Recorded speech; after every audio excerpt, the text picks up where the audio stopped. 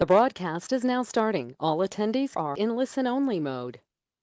Good afternoon, everybody. This is Susan Sweeney, one of the deans at eLearningU, and I'd like to welcome you to today's program, Spur Tourism Event Registrations Using Facebook Advertising. Our expert today is Kelly Kubrick. For anybody that's new on our call, we go for about 50 minutes of great content, and then we have 10 minutes of Q&A. We do our Q&A one of two ways. You can type your question in the question area, and I will read those out to Kelly when we get into the Q&A time period. Alternatively, if you'd like to speak directly to Kelly, just hold your question. When we get into the Q&A time period, click on the little hand symbol on your control panel. That lights up on my screen and lets me know that you want to speak directly to Kelly. I'll give you a heads up, call you by your first name. I will then unmute you. You talk away to Kelly, get your question answered. Everybody can hear the question, everybody can hear the answer. And once your question's been answered to your satisfaction, I will then mute you again and we'll go on to the next question. Kelly's also provided us with a handout.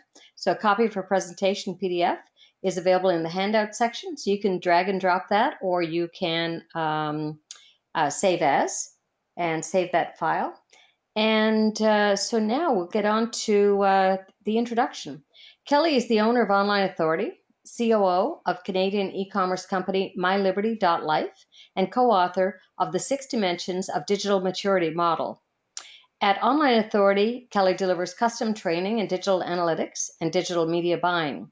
At MyLiberty, she wrestles with the marketing technology stack to the ground. Kelly co-founded and served as chair of Digital Strategy Conference. Previously, Kelly served as the director of e-commerce development with Time Warner subsidiary Time Consumer Marketing, Inc. in New York. Kelly, so happy to have you with us and really looking forward to your program. Excellent. Thank you so much, Susan. It's great to be back. Hello, everyone, and I'm glad to be here with you today. I look forward to some questions. I'd be happy to answer anything that comes up throughout, or as Susan said, we could take questions once everything's consolidated in. But in the meantime, what I want to do is just take you through this presentation. So I am, Susan, thank you again for the introduction. But what I just wanted to do specifically is provide some context to this particular case study that we're going to walk through today. So for it, my role was specifically as the digital media buyer and digital analyst on this particular case, part of a larger professional project management team, a colleague that I work with from Clegg Communications. But today I'm wearing my digital media buyer hat and digital analyst hat. So with that, what I want to just do is set the scene on what this particular case study was. So this is an organization, it's the charitable arm of the RCMP, or the Royal Canadian Mounted Police Foundation. The foundation was looking to enhance the anticipation of, and also to increase the attendance of, a pretty famous horse auction they run every couple of years, because they are the entity that actually breeds all of the horses for a fairly famous tourism event here in Canada, which is the RCMP Musical Ride, which tours across Canada, essentially showing off some pretty amazing cavalry skills. But what they were looking to do was to enhance their live event auction by also holding their first ever online auction. And what they were essentially looking to do is to see if the digital experience could actually enhance the in-person experience, and also potentially broaden the audience that they had not yet reached with their in-person only event. So in particular, the Facebook campaign, the objective we had was to drive bidder registration. So what we needed to do was catch the interest of potential bidders and convince them to come over to the website and actually set themselves up as a potential bidder for either the online or the live auction event. And what was up for bid was 40 what are called Hanoverian horses, which are the famous RCMP horses available in the auction. The reason horses were available for the auction is the RCMP is extremely strict on the coloration and height of the horses. You have to be jet black and you have to be of a certain height. So if you didn't meet that, you go to auction, and it's actually kind of a major cachet to be able to purchase these horses, because it doesn't happen all that often. They run it about every 2 to 3 years. So with that, what I want to do is focus in on how the digital and in-person event were intertwined. So we led with the campaign to push the online auction, which was held 3 weeks before the in-person event. And the objectives that the RCMP Foundation had in particular was to essentially leverage technology to expand the boundaries of the in-person event in terms of attendees and attendees' geography. They were also looking to increase the level of sponsorship reflective of the profile of the event itself, and look to enhance the direct fundraising capabilities of the RCMP Foundation. So I just thought it would be fun to see a few of the shots of what was ultimately the live event held 3 weeks after the online event. So let's turn to the specifics of the Facebook campaign itself. And I just thought you would enjoy seeing some of the creative because it was intentionally written in a fun way, fun tone, intended to be a touch tongue-in-cheek, but really to switch the language of the past event from being a very sort of an exclusive, invite-only, very formal event. And what the foundation wanted to do was to change the tone, to make it more inclusive, to encourage everyone to participate. Everyone was welcome, regardless of where you're located. You don't have to be in Ottawa, Canada, which is where the stables are. Instead, what we encourage you to be is if you're a horse lover anywhere in North America, you too can participate. So you'll see from the tone of the creative, we had a little bit of fun. Handsome traveler ready to settle down, or young, attractive female looking for love. So the advanced team, as I like to think of us, the digital team, we were in market about 9 weeks prior to the live event. And all of the advanced efforts, so public relations, the organic social media, the media relations, and then of course the paid advertising as well, we were driving traffic to the event landing page. And just because of the mandate of the foundation, we were actually doing this in 2 languages. So driving to the event landing page, both in English and then another one in French. So the earlier online event was used to enhance the experience of the live event by making people aware of opportunities they would have at the live event. Again, I've mentioned this a couple of times, but they were really looking to encourage the attendance from across Canada and the US versus a really previously local Ottawa and National Capital Region audience only. So we used everything we were doing on the digital side to encourage people, of course, to become bidders, but also to consider booking test rides in advance if there's a particular horse you're interested in. Certainly to sell sponsorships. Table sales were opened up. In the past, they'd only been sold to breeders, horse breeders, and now they were open to anybody who was interested in coming to the event. And what was interesting is the advanced research told the RCMP Foundation that their buyer was actually a different buyer than they had previously thought, which was that it was affluent female horse owners. And lo and behold, that's who was buying the tables. We also used it to sign up telephone bidders for people who did want to participate in the live auction but physically couldn't be there, and of course to encourage volunteers. So the digital push was really intended to help us expand everyone's understanding of all the different ways they could participate in the live event. And with that, on the Facebook side, which was the predominant paid advertising that was purchased, there was some advertising also done in some horse industry magazines, but in particular the Facebook campaign. But what I want to talk about today in particular is that successful Facebook campaigns really are not overnight successes. Yes, it's very easy to start spending money on these platforms, but to do it well, there is kind of an inventory of both content and systems that I strongly encourage you to have in place before you take the leap.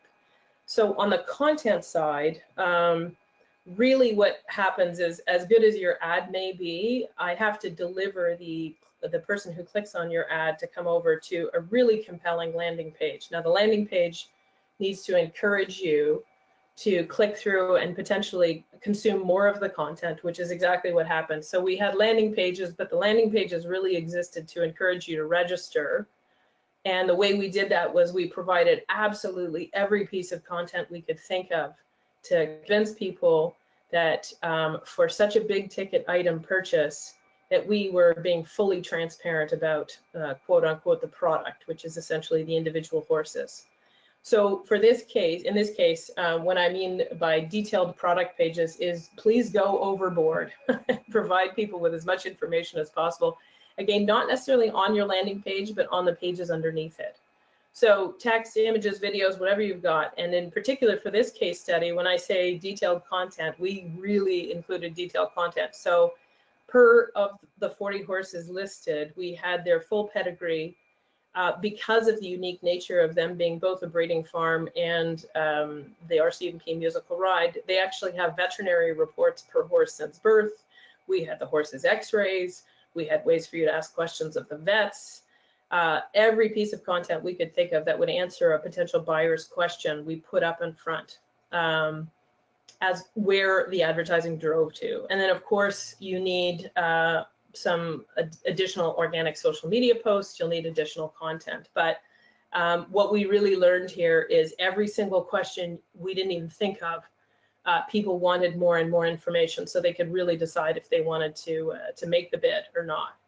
On the systems and tools side, critical components you want to have in place, certainly a website content management or a landing page tool. A lot of these landing page tools that are available today, if it's difficult to get commitment from your IT department, they're actually quite good and quite flexible.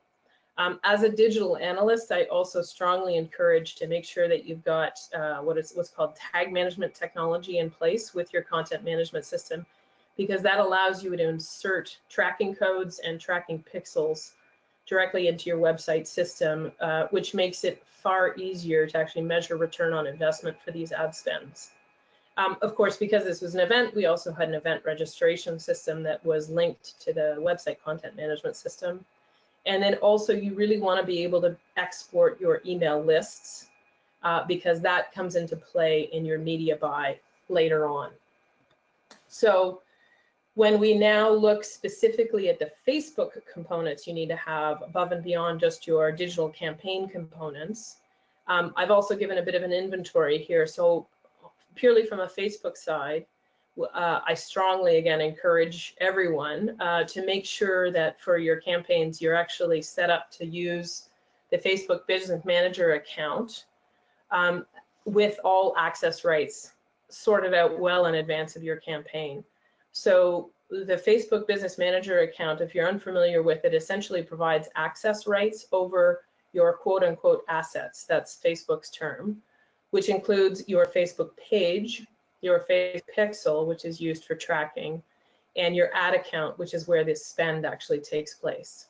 So you want to have that set up. You want to have that organized. You want to have all the access rights for whichever members of your team might need to be in and out of the system. And then, of course, within your Facebook page, there's a freebie you can take advantage of for any event promotion you're doing. And I've got a screenshot to actually explain this in a visual for everyone on the next screen. But Facebook also has what it calls event capability, which in this case, I'm talking about specifically as a way that allows you to replicate your event registration information.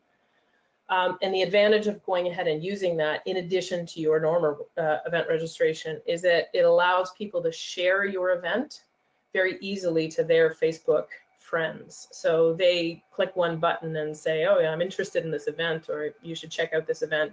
So you get some lift off of that organic side. And again, I'll show you a screenshot of what I mean if you're not sure what I'm referencing here.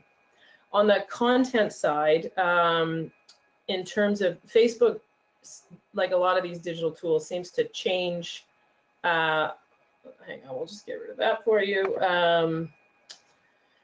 Like on a daily basis, you go in there and the Facebook campaigns tool and the ad manager tool changes constantly. So what you want to make sure is that, again, in advance, you've got approved imagery in high quality, large sizes. I didn't bother putting the sizing down because Facebook changes it quite constantly. Instead, I've provided a link of their ad specifications so you can see what sizes you're going to need depending on which placements you elect to pursue.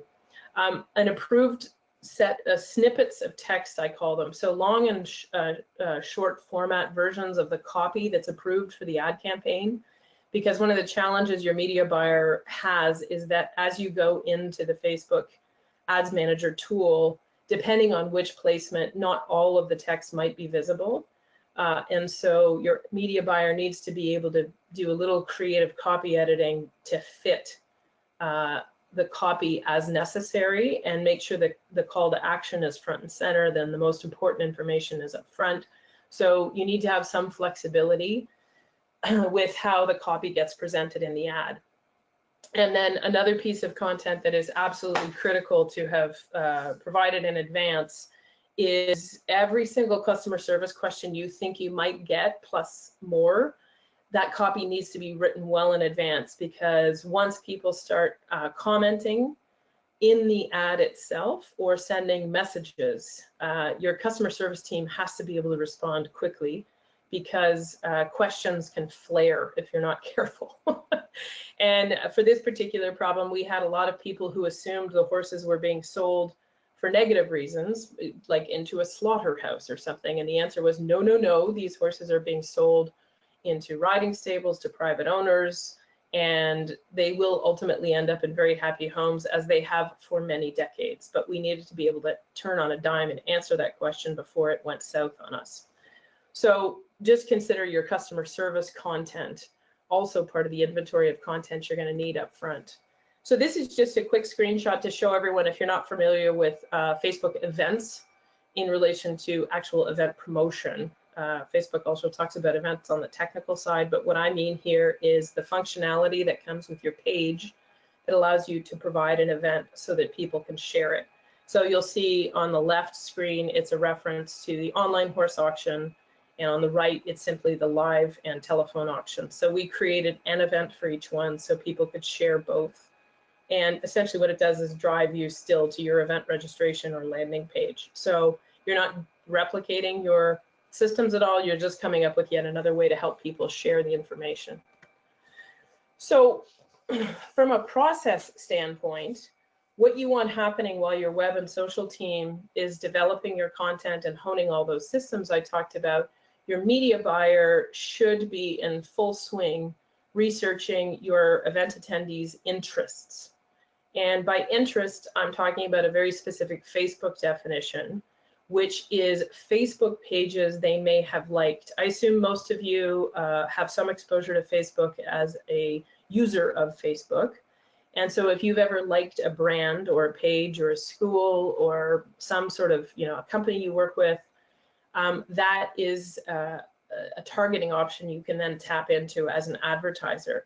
So what you want to help your media buyer do is figure out every kind of possible interest your event attendees might have that essentially is thematic of your event itself. So what are the potential event attendee interests? Are there magazines you anticipate that your event attendees would read, TV shows they follow, films, books? Are there celebrities associated with your event? Are there politicians? Are there authors?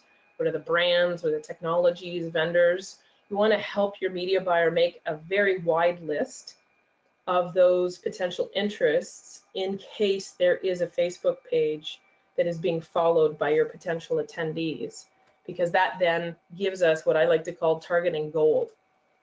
So part of what differentiates Facebook media buys is this particular targeting option. So Facebook allows advertisers to place ads in front of users, not only by the really obvious attributes, which would be geography and demographics, so age, gender, and language, but also based on interests. So the Facebook pages they've liked. There are, as if I checked the data for you, the last inventory I found was November 2018. At that point, there were 18 million Facebook pages out there. So I can absolutely guarantee to you, somewhere in your event-related information, there's going to be Facebook pages potential attendees have liked. So the way to incorporate this into your process is I still want you to follow absolutely standard operating procedures for any campaign you're launching. So you need to confirm your key ad targeting attributes, of course, with your buyer. So they need to know your geographic range. They need to know the demographics, of your potential attendees.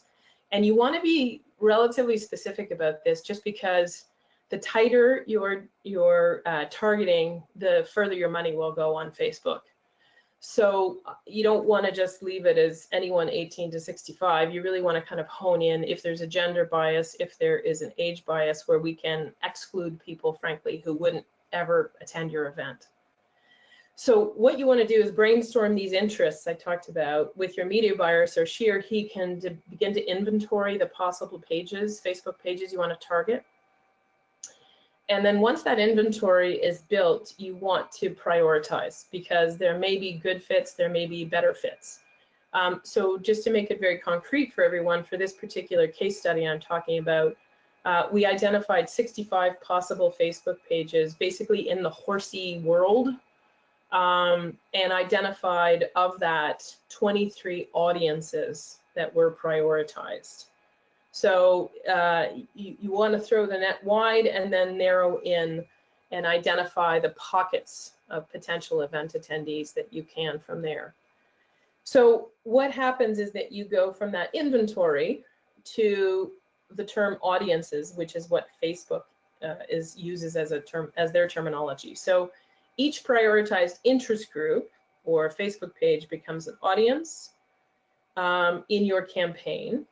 And then we build ad sets, which is another Facebook term, off of your prioritized audiences.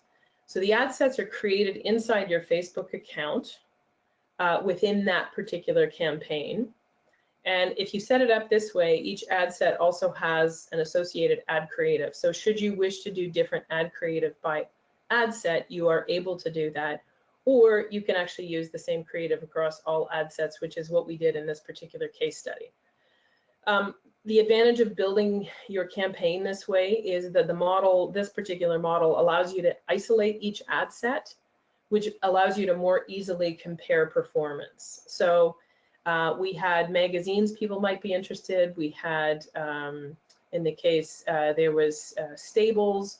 We separated a magazine versus a stable versus a rider, et cetera, because we wanted to see how each ad set would perform. And it works very well. This is how I've run all the Facebook campaigns. And it really gives you a very good handle as the advertiser on what's working and what's not working. So in terms of prioritizing, what's the process? Don't focus purely on how large the following a given Facebook page actually has. You want a decent size, somewhere up north of 10,000 followers is usually a good starting point. But if they have 2 million followers, that doesn't necessarily make them a great fit for you. What you want to do instead is think about segmentation of those prioritized groups in advance and plan to include a mix of all 3 segments. And what I mean by the segments is I'm going to tip my hat to one of my favorite resources as a digital marketer, which is actually a website called digitalmarketer.com. They've written a lot of great content around this, so I love their stuff. I strongly advise you. I've provided a link in here on an introductory blog post they've written around this. But the idea is cold traffic, warm traffic, and hot traffic. And it's a very helpful structure to think about how to prioritize your ads, your audiences. So what's cold traffic? Cold traffic is essentially strangers. So there are people who've never heard of your event, but might be interested in it, okay? It's from a conversion model standpoint, this is your top of funnel traffic, folks, that you might entice to come in and look a little more closely at your event and potentially attend it, or to purchase tickets for it, or whatever your business model is. So for this particular case study, our cold traffic ad sets included other equestrian events, so competitive events, fairs, basically well-known equestrian events out there. People who followed those equestrian events could potentially be interested in this particular equestrian event. We also had ad sets identified of very well-known riders in Canada and the US, well-known stables, riding schools, horse training facilities, anyone we could find that had a Facebook page that was something, you know, that people had been liking, again, to that volume of generally 10,000 likes and above. We also identified cold traffic as horse magazines, equipment and feed vendors. So you can see it's basically interests that relate to your event, but aren't necessarily very specific to your event. It's just, it's almost the ecosystem around your event that you're trying to identify. So you find as part of your inventory all these potential cold traffic audiences. And then you also want to have warm traffic in your mix. And warm traffic is what digital marketer refers to as your acquaintances. So these are people you know, but haven't necessarily purchased from you or registered with you before. So these would be people who have liked your Facebook page, or it's potentially people who have subscribed to your email newsletter, or even people who have visited a page on your website or a section on your website sometime in the past. And what I mean by in the past is the furthest out Facebook is able to verify that is about 180 days or about 3 months. So that pixel I mentioned, the pixel is inserted into your website, and then Facebook is able to see if a Facebook user has been to your website in the last 3 months, and that becomes an audience you can target, which is pretty neat. So I would think of this as more mid-funnel traffic. So it's people who know you, but haven't necessarily converted. So for this case study for the RCMP Foundation, the warm segments included all of the above. So people who had liked their page, subscribed to their newsletter, or visited a page on their website. And we created each of those, again, as a unique ad set in the campaign. And just for terminology, I just wanted to let you know, Facebook calls those custom audiences. You may have heard that term before. So finally, you have the third way of grouping your audiences in your Facebook campaign, which is hot traffic. So these are people who are your existing buyers or past event attendees. And essentially what you're looking for here is the contact information, which I hope you have in your event registration or email system. So these are people who have attended the event in the past or similar events if you produce multiple events. This is the bottom of funnel traffic, so people you know are very likely to convert because you've already got that relationship with them. The reason to include these folks is that Facebook allows you as an advertiser to upload those customer lists, and then it does a data match overlay where it looks at your customer list and sees to see if those people exist as Facebook users, which again allows you to put an ad directly in front of them. In that case, you might want to have slightly different creative that essentially says, you know, so excited to tell you about the next event in our series. We hope you enjoyed the last one, come to the next one. Facebook also calls these custom audiences, so you may have heard that term again here. And for this case study in particular, hot was very specifically the RCMP Foundation's previous horse buyers. So people who had actually bid and purchased a horse in the past. And we were able to upload those as a audience in the campaign. So the reason to go through this whole process is truly the best part of targeting on Facebook, which is that for each ad set, your media buyer, so someone like myself would create for you, Facebook offers additional functionality called Lookalike Audiences. So it uses its algorithm to find other people or other Facebook users, pardon me, that look like the profile of the users in your ad sets and puts those people in front of them. So these are people you may not have ever heard of or reached before in the past, and Facebook is looking for attributes that would indicate they might be people who could be interested in attending your event. So the recommendation I would give you is that you want to run your campaign for a brief period, identify the top performing ad sets, and then create lookalike ad sets off of them. So you literally tell Facebook, go find me more people that look like these people. So it's a tremendous way to extend the reach of your campaign without frankly having to know who those folks are, and Facebook uses its algorithm to make the match for you. So once you have identified the segments and decided which ad sets you're going to prioritize, typically the process would be that I would recommend you launch all three simultaneously. So your cold, your warm, and your hot audiences. All your ad sets go live at the same time. And then within 24 to 48 hours, your Facebook data in the campaign will tell you how each ad set is performing. Then ideally within 4 to 7 days, you can start to see the pack separate, and we can see which ad sets are doing really well for you, which ones are underperforming compared to that. The ones that are doing really well, you would potentially want to double down on them and increase the daily budget available to that group. Conversely, if they're underperforming ad groups, you'd want to prune them. So essentially turn off the ad spend for those ad sets.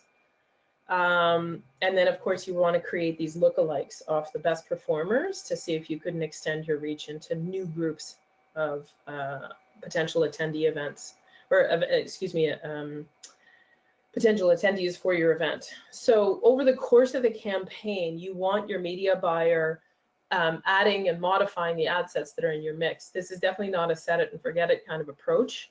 But as a result, you can unearth some really interesting pockets of audience that you wouldn't have necessarily thought of at the beginning of the campaign as the interests evolve a little bit further. So you want the media buyer looking always for additional interest that we could fit into the mix to find the attendees. So the impact, once you've got all this going on, is just the speed of these campaigns is actually inspiring and a little terrorizing for the larger team. So you just want to have this planned a little bit in advance. Once the campaign goes live, you could literally within hours have an impact on the number. So the project manager needs to know if targets are suddenly being met. We had a situation where table sales, the sales of tables, pardon me, went far faster than anyone expected, and we had to pivot and change the messaging accordingly.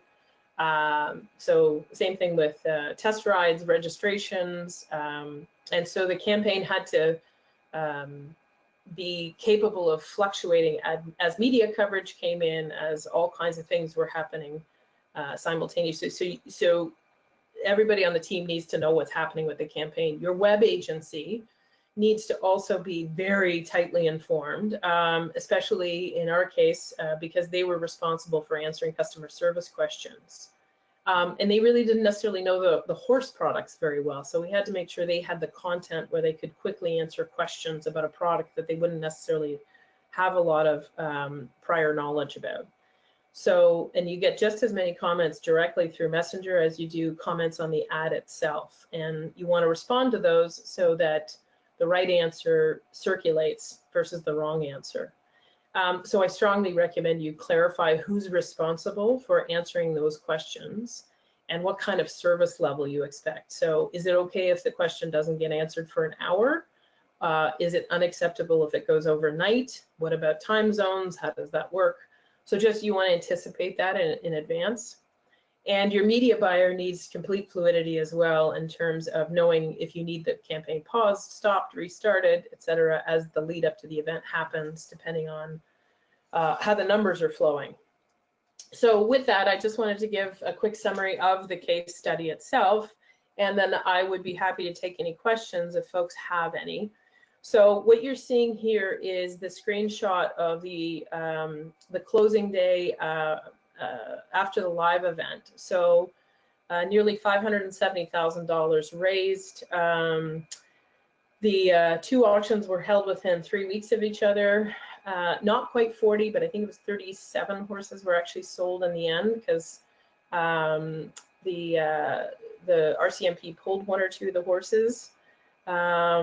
And then what you have happening is the much bigger picture from an event management standpoint, which is that lists were built for the RCMP Foundation that they didn't have prior to doing this digital event. So because of course the number of registered bidders, pardon me, you then have their contact information, their permission-based contact information to follow through with them later on. There was a significant increase in the number of people who had liked the foundation itself, which again allows them to build off of custom audiences they can use in the future. And of course, it gives them a much wider messaging reach for their organic posts. There was a 17,000 engagements with the Facebook page as well, which was interesting for the organization to see, because they were not 100% convinced that Facebook was actually giving them a different reach. And this pretty much proved the case for them. So all in all, a great success, and interesting to know in the end, because I don't think any of us would have known that you can indeed actually sell high ticket items like horses through an online event. And so that pretty much wraps up the presentation. I would be happy to take any questions if anyone has any. So, ta-da! All right, thank you. The interesting, really interesting campaign to do this. So, how many horses, or did you say how many were sold online versus at the live event? They actually split the inventory pretty evenly. So I think it was something 18 and whatever the other portion. The reason for that is that they suspected that some of the horses would actually have more appeal to the online audience than the people that would be coming to the in-person. So what I mean by that is some of the typical buyers would be either people buying the horse for their own pleasure riding, or stables that were looking to incorporate the horses themselves. So depending on the age of the horse, depending on the training level the horse had, they suspected that there would be more appeal for the younger, less trained horses on the online auction side versus people who wanted to come in person and potentially buy a more mature horse that had, or brood mares that had potential for breeding. So it was interesting. They were the client was very clear on which auction was appropriate per horse. So I was quite happy to defer to their knowledge on that one. For sure. But yeah, they had a very clear product strategy. For sure. Okay, for anybody that joined us late, questions one of two ways. Type your question in the question area and I'll read those out to Kelly. Alternatively, if you'd like to speak directly to Kelly, just click on the hand symbol. It lights up on my screen and lets me know that you want me to unmute you. I'll call you by your first name, and then you'll be able to speak to Kelly. Everybody can hear the question. Everybody can hear the answer. And once your question's been answered to your satisfaction, I'll then mute you again. And Kelly's also provided us with a handout. It's in the handouts area, so you can drag and drop or save file as and have a copy of that file. Next week, we've got a session on hashtags with Anna Heckaden. So let's get into our questions. First one is, can I charge the entrance fee through Facebook? So I guess if their event was one where they had to pay a fee to attend, can I charge the entrance fee through Facebook? So the way I've run into how Facebook manages that opportunity is essentially there is a way to have what I would call a product catalog on Facebook. And so your entrance fee could be seen as a product. In our case, we wanted all of, or the foundation wanted all of the revenue to flow through its larger event management system, so that all revenue could be tracked, whether it was entrance sales, whether it was test rides, whether it was actual donations, whether it was purchases. So they chose to send everything off of Facebook into their event registration system. But you could bend Facebook if need be. I'm not sure if you'd want to do that for back-end financial reasons or not. But there is some capability of it, but it's not necessarily what Facebook is first and foremost best at. Right. Okay. And I only have one other question, unless someone gets one in real quick, is can you search interests by just keyword, or is there a finite list of interests you choose from? So what happens is that you, in the interface that you use to find these interests, when you're ready to actually target them in your campaign, is through Facebook's ad account manager, where you actually do input keyword searches, and Facebook gives you what it calls a faceted search. So you can start to find Facebook pages through its interface. I've personally found it to be not as good as I would like. So we have a fairly low-tech approach in terms of doing the research on these possible interests, where literally it's just part of the market research. We look at any number of Facebook pages and you start to rate them. And the easiest way is to quantify it based on the number of likes. And you very quickly can head down rabbit holes of related interests. But I wouldn't go overboard. Like start with 20 to 50 and start seeing which Facebook pages you might want to find. The challenge with Facebook is that the nichier the interest, Facebook may or may not let you then target them. That's why I recommend that you shoot for pages that have at least 10,000 followers, because then you can turn them up in Facebook's ad manager tool. But I have learned over time that probably, I'm going to say 10 to 15% of the pages I would love to target, Facebook may decide it's not going to let you do that. So you need a fairly wide swath of potential interests. And you need to be willing to give up if Facebook won't let you target them. And I'd love to tell you why Facebook decides some pages are targetable and some aren't, but that would be part of the black box that is Facebook. Okay. Well, Kelly, that's the end of our questions. The end of our webinar. So thanks, Kelly, ever so much for walking us through this case study on how to increase attendance or increase registrations through Facebook advertising. Thank you very much. My pleasure. And thanks everybody for attending, and we'll hope to see you next week with Pack Hashtags Unpack Results with Anna Heckaden. Have a great weekend, everybody. Bye-bye.